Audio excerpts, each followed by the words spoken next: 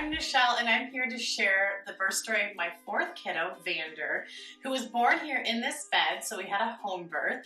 But I'm going to go back a little bit and talk about the before, the right before, and then during his birth, and just share a little bit about our journey. So the idea that labor was coming comes with different signs and symptoms that people have. So being in the birth world, I know all the things to look for, but also know that not one of them means you're going to go into labor that day or really tells you much of anything. So I was tuning into the symptoms of how I was feeling. So was I having any loose stools? Did I lose a mucus plug? Things like that. So earlier in the week, so he was born on Wednesday evening around dinner time, and I was starting to have just some more period cramps earlier in the week. So Sunday, Monday, I had one contraction in the middle of the night on Monday night where I was like, ooh, maybe I'm going to go into labor the next day. Because it was in the middle of the night that I had a contraction. But it was just one. But I had known what contractions feel like because I've had 3 other kiddos. So I was like, ooh, labor's coming. It's very, very near. Then Tuesday, I lost my mucus plug. So I was like, oh, that's a sign that the cervix is changing and opening. So it gave me some insight that, oh, it's going to happen soon. But it doesn't mean that it's happening the next day or 2 days later. It could be a little bit of time. Everyone's so different. Or it could be that afternoon. So I was knowing that there's signs and things happening with my body. I felt Vander getting lower, so I feel baby position on my patients, but I feel it on myself every night. So I was feeling that his head was getting lower. I had my husband Antonio feel, since he also feels for where baby's at with what we do in the prenatal space. And so I was like, what do you feel? And he's like, is baby not head down? I was like, no, baby's head down. What do you feel? He's like, oh, like barely any of the head. And I just remember it being really funny because he said, oh man, there's not much space there for there to be like a whole head in there. I'm sorry, babe. And I'm like, thanks. But I didn't feel the sensation a lot of people tell me, like, it feels like there's a bowling ball between your legs, but I could feel from feeling above my pubic bone that he was getting lower. One thing that I have done this time, and I did the last time as well, is I actually checked my own cervix. So it's not something I necessarily recommend other people do, but I had tracked my cycle in the past with feeling where the cervix position was, open or closed, cervical fluids, things like that. So I was aware of my own body. And I think it's just interesting for women just to be in tune and know what's going on with their body and know that like their cervix isn't something that just their provider can check. So I was just curious. And so I had been feeling that weekend before he was born, just what was going on. So washed hands, all that type of stuff, and then felt, and I could feel that my cervix was coming forward. It wasn't completely forward. I could feel that it was probably around 2 to 3 centimeters dilated and soft. So I knew things were happening and changing. That's kind of the before Vander decided he was going to make his arrival. So I had taken off. My last day was Friday, and then I had the whole weekend. I had Monday and Tuesday, and then I went into labor on Wednesday with him. So I had a few days off, which was nice, allowed my brain, my body to be like, I'm done with work, and be ready to welcome this little one into the world. So in the past, I'd always worked to my due date, and he was actually the only one that was born before his due date. So he was born 6 hours before his due date, whereas my other ones waited a couple days till after. And, you know, due dates are what they are. They're not necessarily something that I go based off of with anything. I just due month essentially, but estimated, right? So based off of the estimated due date, he's the only one that came before. And I kind of wonder if it's because I was actually in more of this resting, I'm just hanging out mode. So I had the kiddos on Wednesday, all 3 of them, and then the 4th in my belly. And I started having a few contractions in the morning. So in the morning, I was homeschooling the kiddos, the 2 older ones, and it was around 10 that I was like, oh, I feel something. So really mild, but because I am a 4th-time mom, I was like, I feel like this is kind of what it felt like with my 3rd when I went into labor during the day, where I just noticed it. So it wasn't that like, oh, I'm in labor. It was like I could go about my day, but I would notice discomforts that were similar to a contraction, just really, really mild. So I was like, I wonder if anything will come of this. So we had a few things that we needed to do that morning. They're kind of funny, but this is just very much so me. But I had a little bike bag to pick up my daughter that was on a Facebook page that was in the neighborhood next to us. I had a filing cabinet I was picking up because our filing cabinet is too big to fit underneath our desk in our office. And on my side of the bed, there's a bassinet now, but before there was a big dog kennel. And the dog kennel couldn't fit in our office because of where the filing cabinet was. So the night before, I found a new filing cabinet. So I needed to drive to pick that up. So I did, which was about a 20-minute drive away. And I promised the kids we were going to stop off at the coffee shop that we go to, and we would read a few books and grab a treat. So I was kind of monitoring when I would feel those sensations of early contractions. And I was like, okay. And they were happening like every 10 to 12 minutes, but they were really mild, like nothing I even needed to breathe through. They were just noticeable.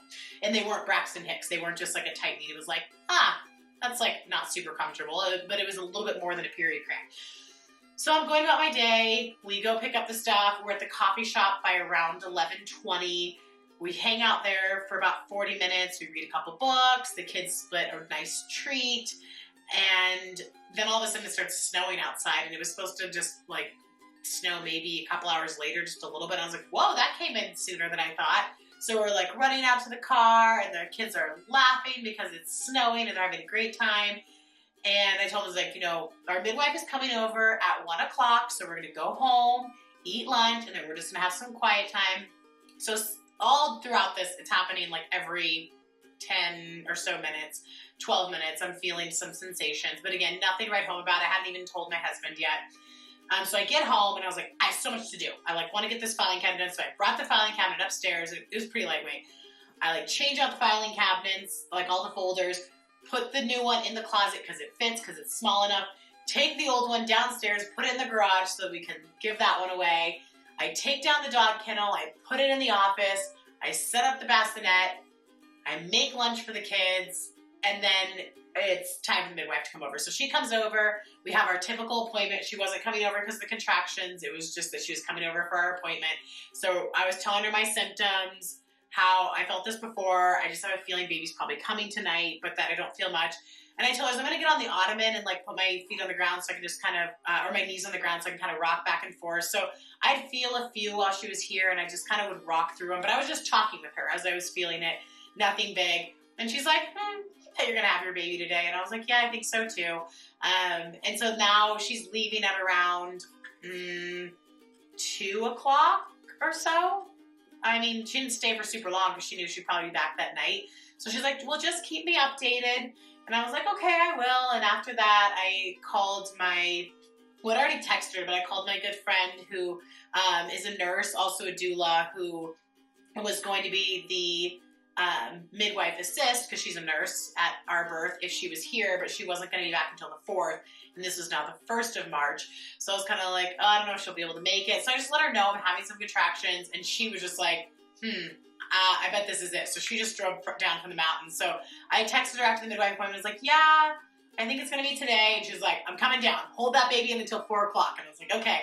And then I called Antonio and was like, I think that you should probably just see a few people after lunch and then come home. So he's like, okay, I'll plan on being home around 3. So after the midwife leaves, I do a few things. I get the kids set up with a show just because I'm starting to feel some more contractions. Ones that I'm starting to be like, I'm going to have to kind of pause for this one for a second. So I get myself set up in my room, and I'm starting to have a few more.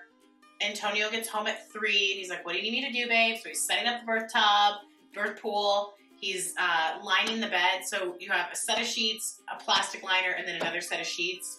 The one on top can, get dirty type thing with all the birthy stuff. So when he gets home, he's like, yeah, you're really coherent.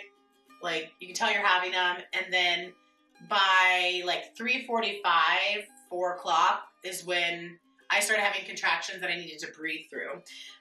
My daughter was going to have dance at 4 o'clock, so my mother-in-law came over to watch the kids at 3:30, to take her at 3:30 to dance. And then I was like, I think things are going to speed up. I don't want her going to dance. She needs to stay here, because I really wanted my kids to be a part of the birth journey. So I really wanted them to see it. We've talked about it all pregnancy long. I told them the noises I would make, what would happen. We read books, and I really wanted them to be part of the journey. And I'm so grateful that I did. So in my beginning contractions, I actually pulled my youngest, to turn 3 a few days later, after Vander's birth.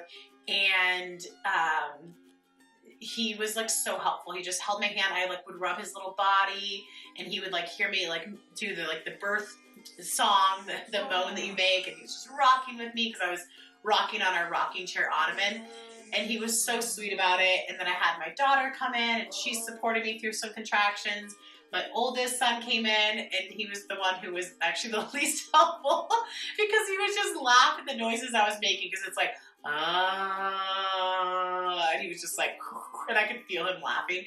I was like, bring the 3-year-old back in. So I kept calling Tage back in for contractions because the oxytocin from my little baby who was going to help me get this baby out was just so beautiful. And he was so endearing. He laid down next to me while I was having them. He held my hand. And then it hit a point where I was like, okay, kids go.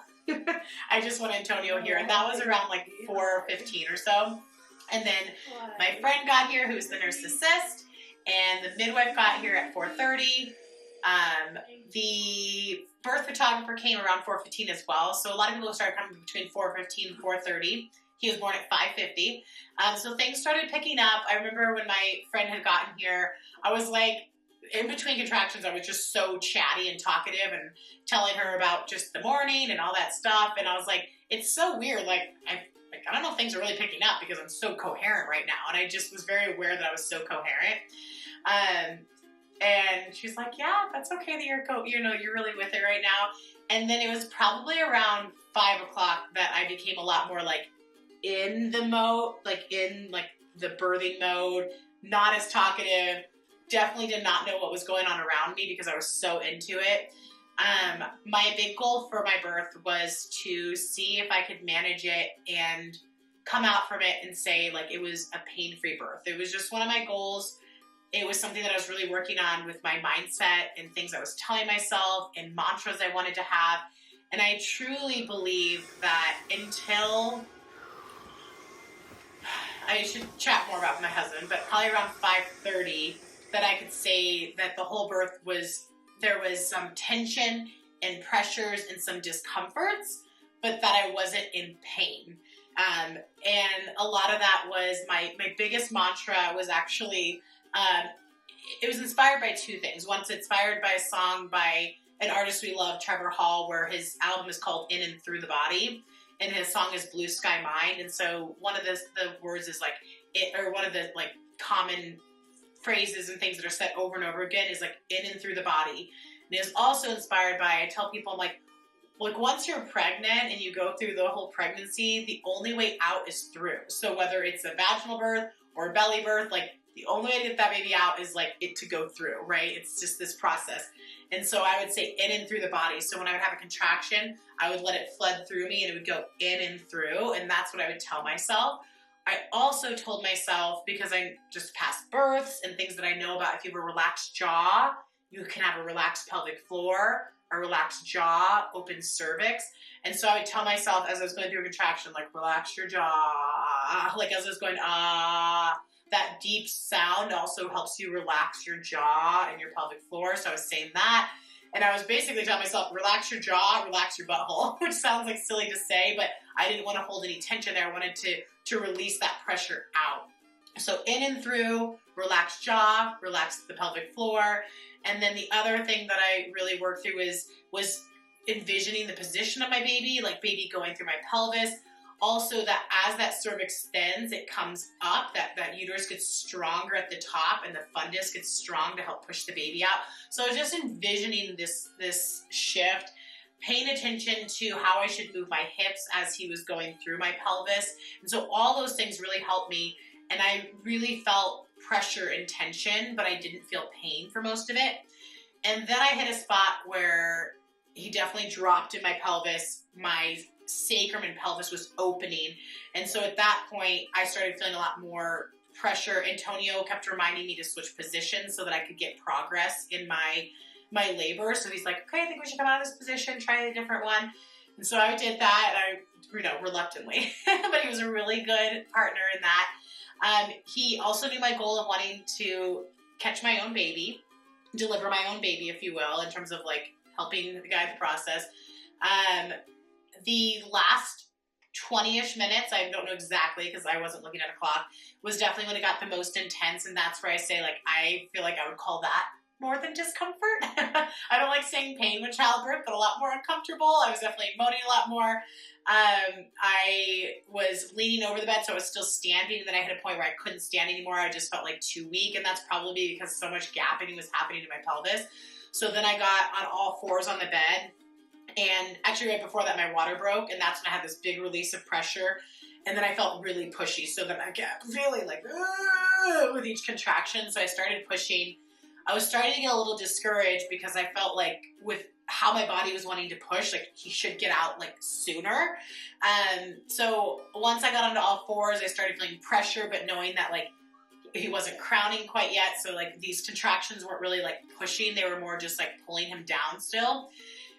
And I was feeling my own sacrum in the back, feeling if it was like shifting back, and I could feel that kind of opening of that sacrum. So I was like paying attention to all this stuff while trying to stay in like my mammalian like hindbrain, but also like tuning into the position of baby.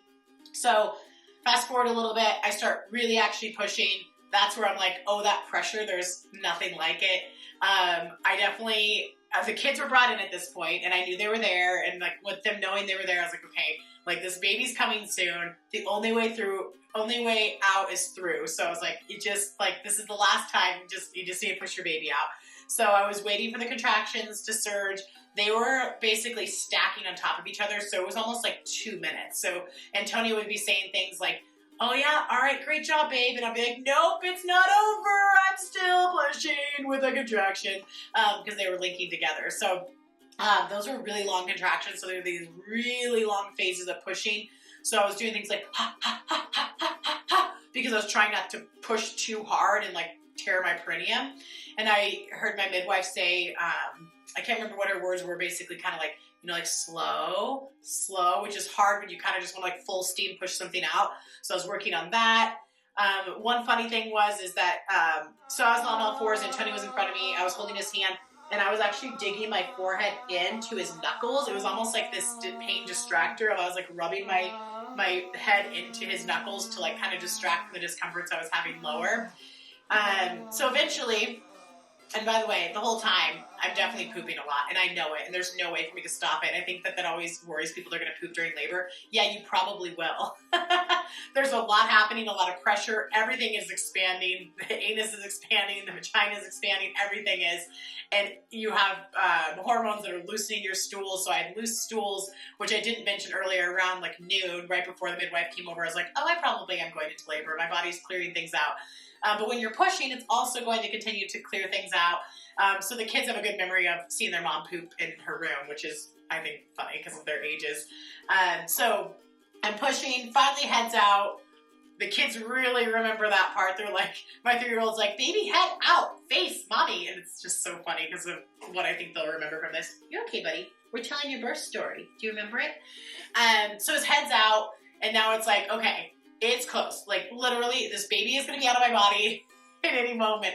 And Antonio's like, you wanted to catch, actually, right before that, when the head was out, Antonio goes, feel the baby, his head's out, like, or we know it was a boy yet, but feel your baby, like, baby's head's out. So I like felt through. We have a cool picture of that. And that was really powerful. Like, whenever you can feel your baby's head, you're like, yes, I'm almost there.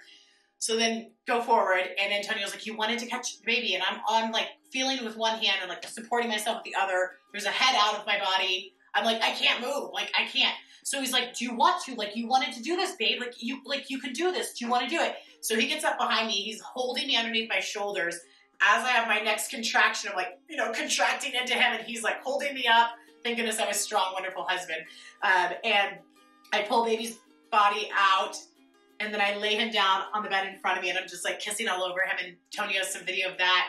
And then the thing I remember is once I kissed all over him, and I was like, oh, baby, I like reached through, and I feel like his genitalia, I feel his testicles, and I was like, we have a boy. And then what I remember is wanting to get off my hands and knees, so I was just feeling weak. We roll over, put baby on me, and then the kids are just all in the bed right away, just like looking at the whole process. So it was so beautiful. The kids were very surprised by how loud I was. I think they were kind of a little annoyed by how loud I was. Like, you were really loud. I was like, sorry. But yeah, that's our birth story. So it was wonderful. By the time things like really picked up, it really was about 2.5 hours of more of that intense labor. and not too long of pushing. The pushing was a little bit longer than expected because his left hand was actually by his face as he came out, which I did feel his left hand by his face when he was in utero. I noticed that every night when I would feel him head down. So that was just, that added probably a few more minutes to my pushing, just because of the little bit of extra expansion that you need when you have like a hand and like another body part there. So then afterwards, it was so beautiful to be at home. I didn't have to transfer, didn't have that. When do we go to the hospital? When do we go to the birth center? Didn't have the uncomfortable car ride there. It was just in my own space. My music was on, which was that song on repeat. So it's only about, I think, a minute and a half song. And it was on repeat for like 2 hours. I was like, sorry, everybody. Good thing it's a pretty song. I had my salt lamp on. And then afterwards, it was like, okay, food from my fridge. People brought it. The whole team took such good care of me. The photographer continued taking pictures of all the beautiful moments. I was able to just be with the baby. I didn't get interrupted for a really long time in terms of checking on me, in terms of like looking at my perineum or blood pressure. They were monitoring me, but just didn't need to be like up in my space, and they didn't need to do anything to baby. He was, healthy and well, so he just got to be on me. We did a breast crawl, so that's where you let the baby find the breast on their own, and that was really cool. He did a great job finding the nipple and latching right away, and we filmed some of that as well, the breast crawl, which is going to enhance the chances of successful breastfeeding when you're able to do it that way. There's a lot of things that set you up for success with that in terms of just how God designed us with the mammary glands around the nipple making a smell similar to the amniotic fluid, which is on them so they can smell it. You have certain reflexes that help them be able to push with their legs. You have the suckle reflex. You have the nipple gets darker, so it's almost like a target. It's easier for them to see more of that contrast, so it gets darker throughout pregnancy. So we did the breast crawl. The older two kiddos helped cut his cord together. It was just beautiful. And what I didn't mention also is that all throughout labor, the kiddos were downstairs making cards for me. So they would say like, we love you so much, Mommy. We love you more than anything, Mommy. They made me keep going, Mommy. And they would come in and hand it to me so quietly, and I'd read it. And that was just like extra oxytocin and love. And it just wouldn't have been the same in any other situation than my own home, that they could go downstairs and make cards and come up and bring them to me, and then just be in the room so easily and hop on the bed with me, and just the whole process. And they stayed up late that night, and it was just so beautiful to do it in my own home. And I have so much more to say about that, but it was really nice to not have any interruptions in the beginning hour with him. I just got to have my golden hour. The midwife and the whole team cleaned up everything, so they left me with peri bottles that were filled with sitz bath herbs. They, got me taken care of, got the whole bathroom set up with the Depends that I would wear and pads, and, cleaned up the bed that we were on so we'd be ready to sleep that night. They, prepped some food in the kitchen. They left the kitchen clean. There was no amniotic fluid or blood or pads or anything that was left here. It was all cleaned up. So I think people with a home birth think, oh, it's so gross, you have to clean it all up. And it's like, no, they do it all for you. They had the dishwasher running before they left. They had a load of laundry that was going before they left that was in the dryer. So that we really got taken care of, and it was such a beautiful journey. And I'm so excited to support anybody who has any curiosities about how to manage a pain-free birth, how to navigate the breast crawl, any questions about home birth, because it really was such a beautiful journey. And I'm so grateful that with our fourth kiddo, we got to experience a home birth and a really beautiful birth at that. When you have a great birth journey and a birth story, it really improves the chances of having a wonderful postpartum. And that's exactly where I'm at 1 week out. I'm in complete bliss. I have supportive family, of friends, of a great birth team, a wonderful partner, and it just feels really nice. So, your birth story and the people who are on your team really make a difference in that.